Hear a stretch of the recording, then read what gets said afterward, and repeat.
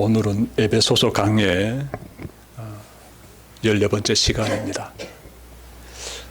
다음 주일이면 에베소서 강의가 끝나게 됩니다. 에베소서 강의가 이렇게 쭉 진행되면서 여러분들의 심령 가운데 어떤 말씀들이 새겨졌을까 저는 설교자로서 궁금하기도 합니다. 에베소서 전체 그 내용을 간단히 한번 정리해 봅시다. 에베소서 말씀은 사도 바울이 감옥에 갇혀 있는 상태에서 에베소 교회를 향해서 쓴 편지지요.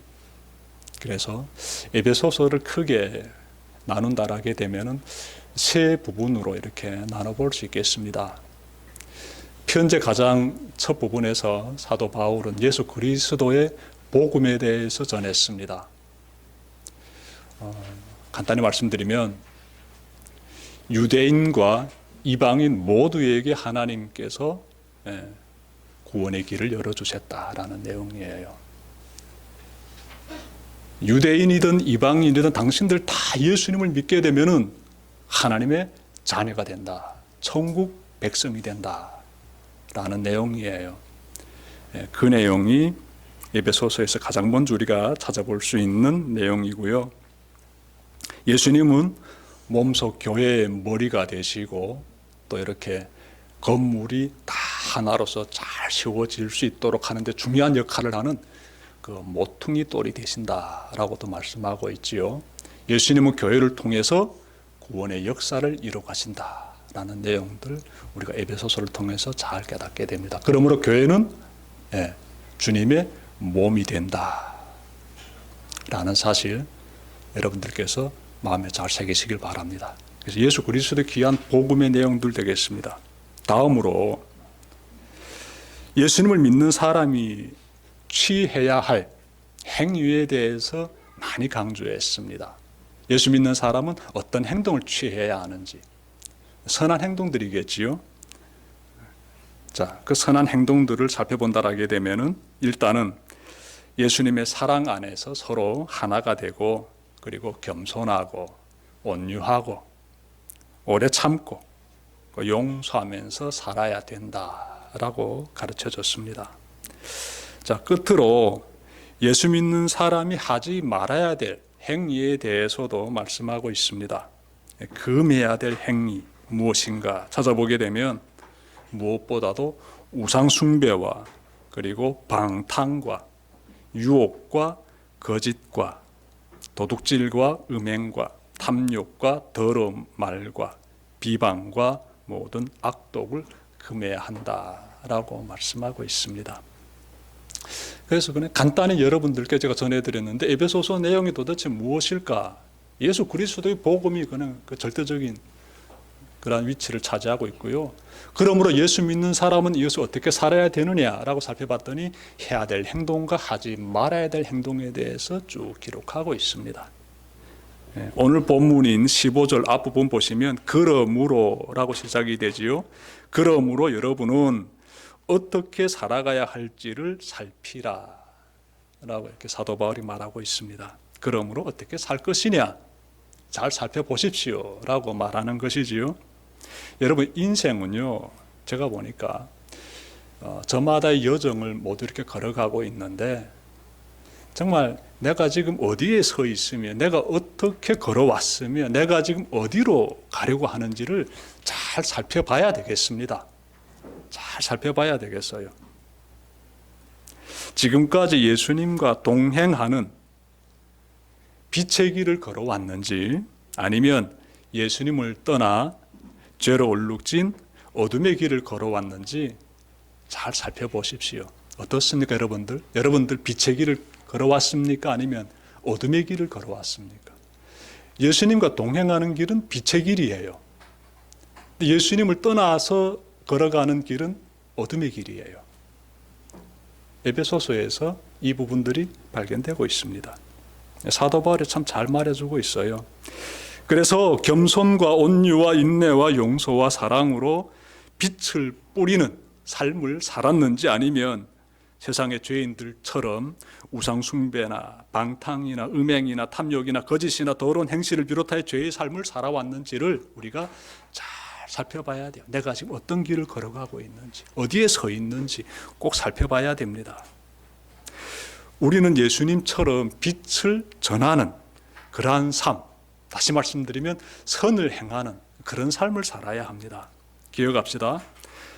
하나님은 우리가 빛으로 오신 예수님 안에 거하기를 원하시는데 여기에만 머물면 안 됩니다.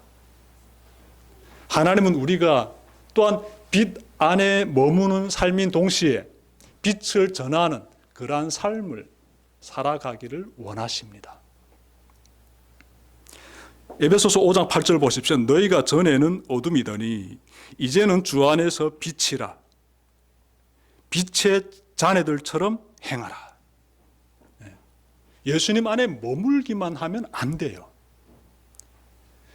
예수님께서 자신이 빛을 뿌리시면서 사셨듯이 예수 믿는 사람들도 예수님의 그 삶을 본받아서 살아내야 된다는 것이에요. 굉장히 삶이 중요하다는 것입니다. 이렇게 말씀을 지켜서 살아내는 사람들을 가리켜서 지혜로운 사람이라고 합니다. 지혜로운 사람. 5장 15절 하반부에서 나오지요. 지혜로운 사람들이에요. 그런 사람들이. 지혜로운 사람은 세월을 아끼며 주님의 뜻을 분별하여 그렇게 살려고 노력한다라고 16절과 17절에서 말씀하고 있어요. 세월을 아낀다는 거예요. 예수님을 믿고 예수님처럼 선을 행하면서 사는 사람들은 지혜로운 사람이다라고 말씀하고 있는데 그 지혜로운 사람들은 세월을 아낀다는 거예요. 세월을 아낀다. 세월은 다시 말씀드리면 시간이 되겠습니다. 여러분 돈은 저축할 수 있어요. 돈을 아낀다라게 되면 돈을 아껴서 뭘 합니까? 저축하지요. 세월을 아낀다라는 것은요, 돈을 저축하는 것처럼 그런 의미가 아니에요. 여기서 말씀하고 있는 세월을 아낀다는 우리가 좀 살펴봐야 되는데 주님이 원하시는 것, 주님이 뜻하시는 그 삶을 살아갈 때 그 사람을 가리켜서 세월을 아끼는 삶을 산다. 즉 지혜로운 사람이다라고 성경은 말씀하고 있습니다. 주님을 위해 살아야 되는 것이지요. 여러분은 지금 주님을 섬길 수 있는 그러한 정말 다시 말씀드리면 나인 그 삶 가운데 주어져 있는 지금 건강이라든지 시간이라든지 힘이라든지 열정이라든지 등등 이 모든 것을 최대한 발휘해 가지고 지금 주님을 위해서 주님을 섬기면서 그렇게 살고 있습니까? 여러분들 지금 세월을 아끼는 삶을 살고 있습니까? 이 말이에요. 여러분, 우리에게 기력이 쇠하지 않을 때, 열정이 타오를 때 최선을 다해서 주님을 섬기면서 주님을 위한 그런 삶을 살아야 합니다. 그 사람이 지혜로운 사람이지요. 네. 제가 존경하는 은한 목사님이 계시는데 며칠 전에 은퇴하셨습니다. 70세면은 목사는 은퇴합니다. 근데 이분이 살아온 삶을 보게 되면은 제가 좀 가까이서 지켜봤는데 주님을 위해서 참 정말 반듯하게 잘 사셨다라고 저는 생각이 듭니다. 이분은 자신에게 주어진 생명의 시간을 야망이라든지 욕망이라든지 탐욕을 비롯한 세상적인 욕구들을 채우는데 허비하지 않았습니다. 정말 자신의 삶을 주님의 뜻을 이루는데 거의 올인하신 것 같습니다. 평생을 목회에 전념하셨어요. 교우들을 돌보는 것은 물론이거니와 사회적 약자들을 섬기며 지역 사회를 위해 정말 좋은 일을 많이 하셨어요. 목사님은 비록 담임 목사직에서 은퇴하셨지만 이제부터 새로운 사역을 또 이렇게 시작한다고 합니다. 그래서 숨질 때까지 주님의 뜻을 찾고 따르는 그러한 삶을 살겠다는 목사님의 그러한 의지가 참 존경스럽습니다. 우리는 어떻게 살고 있는지요? 우리는 세월을 아끼며 주님의 뜻을 따라 살고 있는지 한번 살펴봅시다. 주님의 뜻을 따라서 사는 삶이 어떤 삶인지 잘 모르겠습니다 라면은요, 제가 18절 말씀을 전해드리고 싶습니다. 18절 말씀 보십시오. 술에 취하지 마십시오. 거기에는 방탕이 따릅니다. 성령의 충만함을 받으십시오. 이러한 삶을 사시길 바랍니다. 여러분, 술 취하지 말고 성령의 충만함을 받는 삶, 그 삶이 주님의 뜻을 따르는 삶이에요.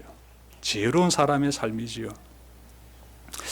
사람이 술에 취하면 정신이 흐트러지면서 술이 이끄는 대로 말하고 그리고 행동합니다. 그렇죠? 그 결과는 어떻습니까? 매우 쓰디쓰지요.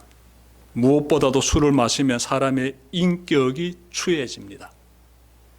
술의 힘으로 혈기를 부리다가 다투게 되고, 술의 힘으로 지키지 못할 약속을 하기도 하고, 술의 힘으로 추하고 음란한 죄를 짓기도 합니다. 제가 신학대학 다닐 때 방학이면 아르바이트를 하곤 했습니다.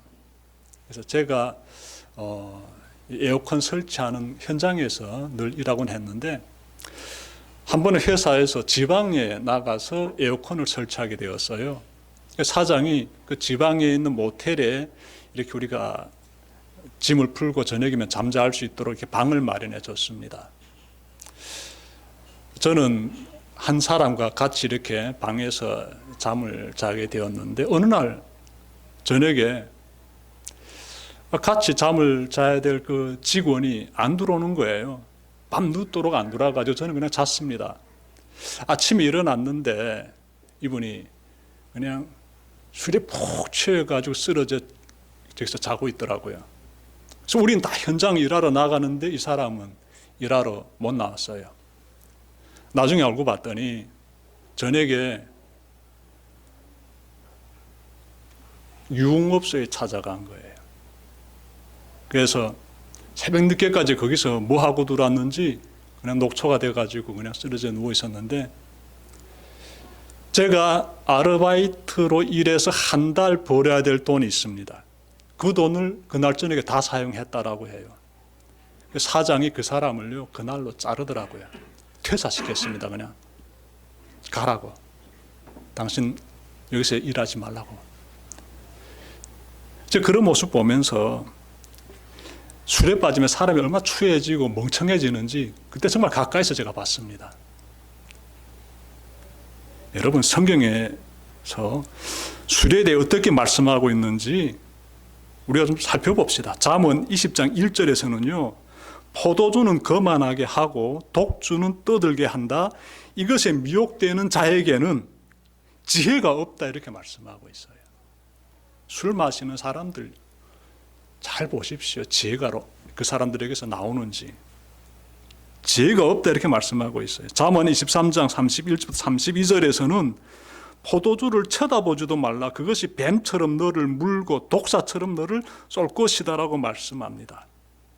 이사야서 5장 11절에서는 아침 일찍 독한 술을 찾고 밤이 늦도록 포도주에 빠져 있는 사람에게 재앙이 닥친다, 이렇게 말씀하고 있어요.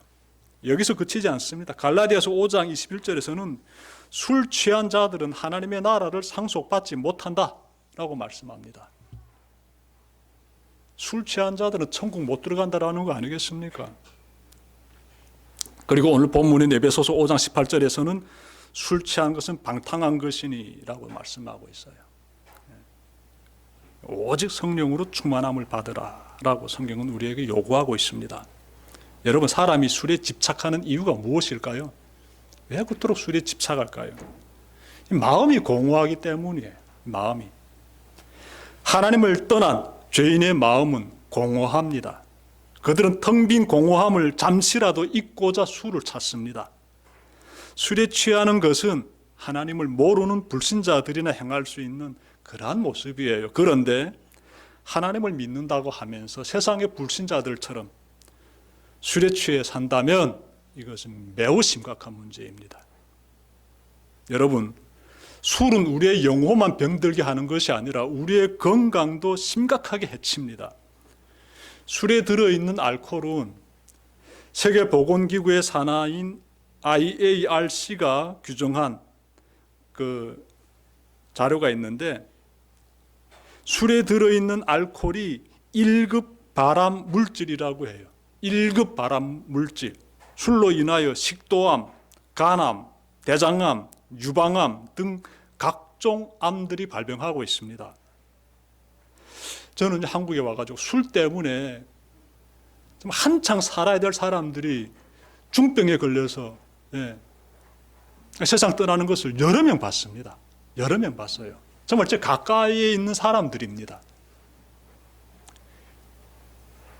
그래서 신방 갔다가 얼마 뒤에 그들이 숨을 거두게 되면 장례식장에 가게 되는 거예요. 술 때문에 그렇게 빨리 떠나는 겁니다. 여러분, 절대로 술에 취해 살지 말아야 합니다. 부디 술을 단호히 끊으십시오. 그냥 그것이 건강에 좋다는 것은 더 말할 필요도 없습니다. 우리는 술이 이끄는 대로 움직이는 불쌍한 인생이 아닌 성령님이 이끄시는 대로 움직이는 아주 지혜로운 삶, 성령으로 충만한 삶을 살아야 합니다. 성령으로 충만한 이러한 삶은요, 이례적으로 끝나지 않습니다. 충만함을 받으라라고 지금 성경에서 말씀하고 있지요. 충만함을 받으라. 18절 보시게 되면 이 말씀이요, 문법적으로 보게 되면은 명령형이며 현재형이며 수동태입니다. 따라서 성령 충만은 지속적으로 우리가 받아야 되는 것이고 그렇게 해라고 하나님께서 지금 명령하고 있습니다. 명령하고 있어요. 성령님으로 충만한 삶을 지속하려면 어떻게 해야 할까요? 잘 알고 있지요. 날마다 하나님께 매달려야죠. 예수 그리스도의 이름으로 하나님께 매달려야죠. 나에게 성령님 보내주십시오라고. 예수님께서 하신 말씀이 있어요. 요한복음 14장 14절부터 17절 제가 아파트 읽겠습니다. 내 이름으로 무엇이든지 내게 구하면 내가 행하리라. 너희가 나를 사랑하면 나의 계명을 지키라. 내가 아버지께 구하겠으니 그가 또 다른 보혜사를 너희에게 주사 영원토록 너희와 함께 있게 하리니 그는 진리의 영이라. 세상은 능히 그를 받지 못하나니 이는 그를 보지도 못하고 알지도 못함이라. 그러나 너희는 그를 아나니 그는 너희와 함께 거하시며 너희 속에 계시겠습니다. 이 말씀 참 귀한 말씀이죠. 간단히 말씀드릴까요? 내 이름으로 하나님께 기도드리게 되면은 그분께서 도와주시는데 성령님을 보내주시겠다는 거예요. 그래서 그분이 우리와 함께 한다는 것입니다. 성령 충만한 삶을 살기 위해서는 여러분들께서 하나님께 매달리면 되는 것이죠. 아버지께 매달리면 되는 것이죠. 그럼 하나님께서 가장 좋은 것으로 우리에게 응답해 주시지 않습니까? 우리가 원하는 것 응답해 주시지 않습니까? 성령님 보내주신다고 말씀하고 있습니다. 얼마나 귀합니까? 성령님으로 충만한 사람에게서 나타나는 네 가지 모습이 있습니다. 네 가지 모습. 첫째로 성령 충만한 사람들은 자신의 인생을 하나님께 딱 의탁합니다. 맡겨드려요. 내 인생의 이 조타는 내가 잡고 있지 않습니다. 여러분, 이 배를 움직이는 것이 조타지요. 선장이 딱 잡고 있지 않습니까? 이 조타를 돌리면서 배가 이렇게 방향을 잡아가지고 목적지까지 갑니다. 저는 전에 북한에 있을 때 잠깐 배 타가지고 그 조타 역할이 얼마나 중요한지 잘 압니다. 그 선장이 조타를 딱 잡고 있어요. 여러분, 우리 인생의 그 조타를 우리가 누구한테 맡겨드려야 될까요? 내가 딱 붙잡으면 되는 게 아니에요. 하나님께 맡겨드려야 된다. 그 사람이 성령 충만한 사람이에요. 성령님의 이끄심을 받기 때문에 그래요. 나 성령님의 이끄심 안 받을게요. 난 내 식대로, 내 멋대로, 내 계획대로 난 살 거예요. 성령 충만한 사람 아닙니다. 교회 나오지만 성령 충만한 사람 아니에요. 성령 충만한 사람은 인생의 그 조타를 하나님께 딱 맡겨드리는 사람이에요. 아무리 여러분들이 산에 가서 열심히 부르짖으면서 기도드려 보십시오. 내가 전에 영락교회 갔을 때 막 어느 칸에 들어가서 이렇게 잠깐 특강 들었는데 막 산에 가가지고 한국의 성도들이 그런데요, 막 소나무를 붙잡고 뿌리를 뽑듯이 막 이렇게 막 부르짖으면서 막 기도드린대요. 100날, 1000날 그렇게 해도 내 인생의 조타를 내가 딱 붙잡고 산다면 성령 충만한 사람 아니라고요. 아무리 부르짖으며 기도드려 보십시오. 내가 내 인생의 주인이 돼서 내가 내 인생 방향타를 딱 잡고 있다라면은 성령 충만한 사람 아니에요. 성령 충만한 사람은 꼭 기억합시다. 하나님께 내 인생을 완전히 맡겨드립니다. 그래서 성령님이 이끄시는 대로 가는 거예요. 저도 그 삶을 지금 살고 있는데요. 굉장히 이 삶이 귀한 삶이다라는 것을 한 20년 동안 살아보니까 느끼게 됩니다. 정말 귀한 삶이에요. 감사가 넘칩니다. 여러분, 성령 충만하게 되면은요, 여러분들 변화가 나타나는데, 예전에 거짓되고 미워하고 화내고 폭언하고 욕심내고 중후하던 모습들이 싹 사라집니다. 어느 순간 보니까 많이 사라져가는 것을 보게 될 거예요. 무엇보다도 성령님을 모시면 언어가 바뀌어집니다. 언어가. 이 언어는 마음의 생각의 표출이지요. 근데 그 언어가 바뀌어져요. 마음이 바뀌어지니까 굉장히 상대를 존중하는 용어들을 찾게 되고, 인격을 세워주는 용어들을 찾게 돼요. 조심히 말하게 되고요. 아주 중요합니다. 언어가 바뀌어지고 그 언어가 또 따뜻한 용어들로서 채워지게 됩니다. 그리고 국률한 언어들로서 그 언어들이 막 이렇게 풍성해지게 돼요. 따뜻하고 국률하고 존중해주고 세워주는 그런 언어들을 쓰게 돼요.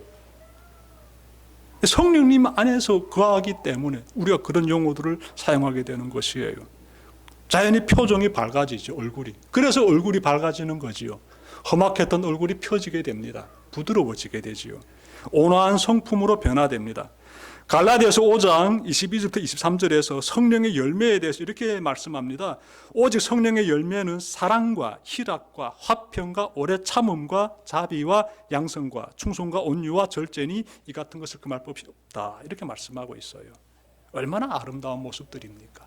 얼마나 귀한 모습들입니까? 인격이 가장 높은 경지에 따라하게 되면 이런 모습들이 나오는 것이지요. 이런 사람이 진짜 훌륭한 사람이고 성공적인 인생을 산 사람이지요. 성령 충만한 사람이죠.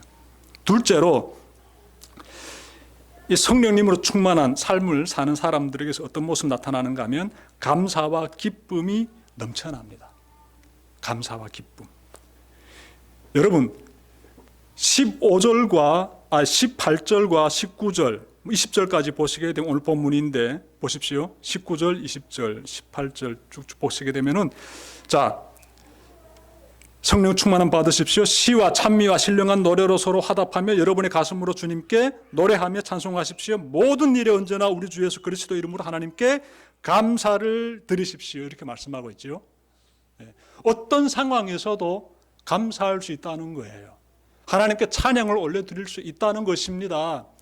지속적으로 성령 충만한 그러한 삶을 살아가는 우리들의 삶 가운데서 늘 감사가 뿜어져 나온다는 것이에요. 어떻게 그것이 가능할까요? 성령님이 내 안에 임하게 되면은 굉장히 그 전에 마음에 공허하고 텅 빈 것 같은 이런 부분들이요 싹 사라지게 되고요. 하나님의 임재 가운데서 만족하게 돼요. 이 만족감을 느끼게 됩니다. 이 만족감이 우리에게 감사로서 뿜어져 나오게 합니다. 마음의 만족감, 성령님으로 마음이 만족해졌을 때 그때 기뻐하게 되고 그래서 하나님께 감사를 올려드리게 되죠. 이 사도 바울은 감옥 안에서도 감사해야 하지 않습니까? 왜 그러겠습니까? 그 고통 가운데서도 하나님이 지금 내 안에서 함께하고 계시니까 그 얼마나 감사합니까? 여러분의 삶 가운데서 늘 이렇게 하나님으로 인하여서 감사가 늘 넘치게 충만하게 흘러나오기를 바랍니다. 그 삶이 성령 충만한 삶이에요. 뭐 신비한 체험을 봐가지고 성령 충만하다, 전혀 그렇지 않습니다. 성경은 그렇게 말씀하고 있지 않아요. 하나님으로 인해서 마음에 뿌듯하고 만족할 때 그 감사를 하나님께 올려드리는 사람, 그 사람이 성령 충만한 사람이에요. 그리고 세 번째로 보게 되면 교회를 아끼고 이웃을 섬깁니다. 이 교회가 얼마나 소중한지를 알아요. 우리 하나님께서 예수님을 통해서 이 땅에 교회를 세우시고 이 교회를 통해서 세상 가운데 빛이 뿜어져 나갈 수 있도록 역사하시는데, 그러므로 교회가 얼마나 중요합니까? 그래서 이 교회에 대한 소중함을 안고 있어요. 성령 충만한 사람들은. 그래서 교회를 위해서 완전히 헌신합니다. 교회 가끔씩 시간 되면 가보지 이렇게 말하는 사람들 몰라도 너무나 모르는 거예요. 에베소서를 보게 되면 교회는 예수 그리스도의 몸이 되고 예수님께서 교회의 머리가 되시지 않습니까? 교회가 너무나 소중한 공동체지요. 이 말씀을 깨달은 사람들은 교회를 지키기 위해서, 교회를 잘 든든하게 세워가기 위해서 최선을 다합니다. 여러분들이 바로 그런 분들이지요.